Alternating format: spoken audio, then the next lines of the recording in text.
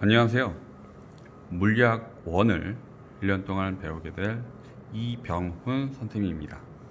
그러면 첫 시간이니까 물리학 1에선 어떤 부분을 배워야 되나 한번 볼게요.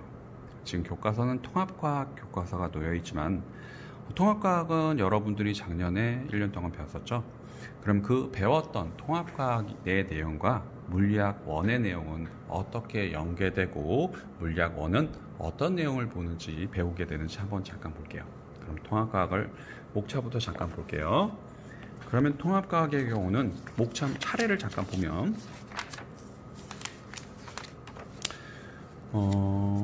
1부 물질과 규칙성, 그리고 2부 시스템과 상호작용, 3부 변화와 다양성, 4부 환경과 에너지, 이렇게 될 거예요.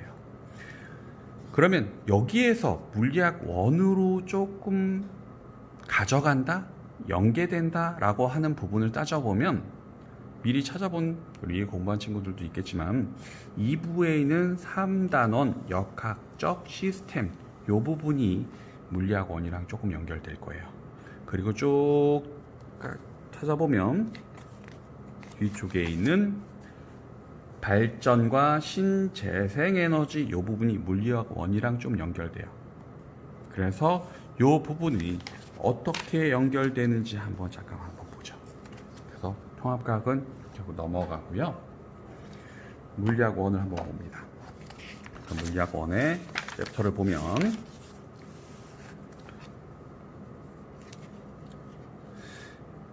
물리학 1에선 3개 단원이에요. 역학과 에너지, 그리고 물질과 전자기장, 그리고 파동과 정보통신, 이렇게 3개 단원으로 납니다. 그래서 통합과학에 있었던 역학적 시스템, 그래서 중력이 어떻게 작용하는지, 그리고 그 힘을 갖추면 물체의 운동량, 충격량에서 서로 부딪힐 때, 공을 받을 때라든지, 혹시 기억할지 모르겠지만 그럴 때 어떻게 변화되는지, 그때 그 중력 했던 그 중력 힘이죠. 힘을 조금 더 구체적으로 해서 힘을 가하게, 어떤 물체에 힘을 가하게 되면 어떻게 되는지, 그래서 힘을 가하게 되면 물체는 운동할 거예요. 그러면 그 운동하는 물체는 어떠한 법칙이 작용하는지, 그래서 그걸 조금 더 나올 게고요. 고등학교 1학년 때 했었던 운동량과 충격량을 조금 더 확장해서 운동량 보전 법칙, 그리고 그것들 사이엔 어떤 수식이 작용하는지, 그거에 이어서 그 물체들의 경우는 움직이다 보니까 속력도 있을 테고요. 그러면 그 속력 앤드 질량을 가진 물체가 운동을 하더라. 그래서 운동 에너지, 그리고 포텐셜 에너지, 그런 에너지 사이에는 어떤 법칙이 있는지 그걸 한번 얘기할 테고요. 여기까지 이제 흔히 역학의 한 파트인 물체 운동이라고 얘기할 수 있겠고요. 그리고 열과 에너지 단원에서 이 부분은 어떤 물체에 가지는 기본적인 에너지, 그래서 제자리에서 우리가 눈으로 보이진 않지만 진동이라든지 그런 진동이 우리가 외형적으로 보여지는 온도, 그래서 그 온도, 열, 그런 것들이 어떤 관계가 있는지 그걸 배울 거고요. 열과 에너지 단원에서. 그리고 마지막 단원은 시공간과 에너지. 요거는 시공간과 에너지에서 요 부분은 흔히 우리가 알고 있는 건 뭐냐면 특수상대성 이론이라고 해서 아인슈타인의 시간여행, 그거에 대한 부분을 좀 더 할 거고요. 이 단원은 원자랑 전자 사이에는 어떤 힘이 작용하더라. 근데 그 전자들이 흔히 우리가 알고 있는 전자들은 움직이는 원궤도를 돌아요 라고 했는데, 그 궤도가 일정한 것이 아니고 왔다 갔다 하더라. 그래서 바깥쪽 궤도에 있는 것들이 안쪽으로 들어오면, 안쪽에 있는 것이 바깥쪽 궤도로 가면 얘가 에너지를 방출하거나 흡수하더라. 그래서 그때 보여지는 스펙트럼, 그리고 그것들의 고체에서는 에너지 띠의 형태로 작용하더라. 그래서 그것들을 흔히 그 띠의 위치에 따라 전도성이 틀려지더라. 그래서 도체, 부도체, 반도체, 이렇게 되고, 그런 도체, 부도체, 반도체 중에서 특정한 부분, 그래서 순수 반도체, P형 반도체, N형 반도체를 적당히 조합해서 다이오드에 대한 성질을 배울 테고요. 그리고 그런 제자리에 있던 전자들이 이동을 하는 걸 이제 전류라고 합니다. 그런 전류가 흘러갔더니 뭐가 만들어지더라? 자기작용을 하더라. 그래서 자기장이 만들어집니다. 그리고 그 자기장을 가지고 자기장이 왜 만들어지냐? 그래서 물질의 자성을 배울 테고요. 그 다음에 그 자성을 가진 물체는 서로 밀거나 당기면서 이제 전류를 유도하더라서 전자기 유도까지 배울 겁니다. 이게 2단원이고요. 3단원은 파동과 정보통신인데, 파동이라는 건 뭐냐면 제자리에 있던 진동이 퍼져나가는 거예요. 그리고 퍼져나갈 때 직진하는 것이 직진하는 것뿐만이 아니고 얘가 꺾여져 나가더라, 튕겨져 나가더라. 그래서 굴절과 반사에 대한 부분을 배울 테고요. 그 반사되는 특성을 이용해서 전체가 다 반사되더라, 전반사. 그리고 그것들이 멀리 나가더라. 그래서 그것들을 이제 스펙트럼에, 그것들의 특성인 스펙트럼 배울 겁니다. 근데 나갈 때 이제 서로 혼자 나가는 것이 아니고 서로 같이 나가다 보니까 서로 영향을 미치더라. 그래서 파동의 간섭까지 얘기할 테고요. 그 다음에 빛과 물질은 특성이 파동성과 입자성을 둘 다 가지더라 라고 얘기하는 빛의 이중성, 그리고 물질의 이중성까지 해주면 이제 물리학 원의 전체라고의 단원이라고 얘기합니다. 그러면 전체 물리학 원의 전체적인 소개가 다 끝났는데요. 그러면 물리학 원 이렇게 전체 소개가 끝났으니까 선생님, 그러면 이거에 대한 평가는 어떻게 되나요? 물어볼 수 있어요. 그럼 평가는 어떻게 되냐면요. 지금 현재 계획이에요. 약간 변동될 수도 있다는 얘기예요. 일단 1학기예요. 1학기는 중간고사 지필평가란 얘기죠. 그리고 기말고사 지필평가입니다. 그리고 수행평가 있습니다. 그래서 중간고사의 경우는 이게 30%이고요. 기말고사 30%입니다. 그리고 수행평가 40% 이렇게 됩니다. 이게 작년이랑 차이가 나는 건 물론 과목 차이도 있을 수 있겠지만 평가 기준이 좀 바뀌었어요. 작년에는 중간고사가 통합과학의 경우는 35%, 기말고사가 35%, 수행평가가 30이었을 거예요. 근데 수행평가가 좀 더 늘어났어요. 그러면 이 중간고사는 흔히 객관식도 있을 테고요. 서술형도 있을 겁니다. 이걸 퍼센테이지로 따지면 70% 서술형 30%. 100점 만점에서 객관식은 70점 만점이란 얘기고요. 서술형은 30점 만점이란 얘기예요. 기말고사도 똑같아요. 객관식 70%, 서술형 30% 이렇게 될 예정이에요.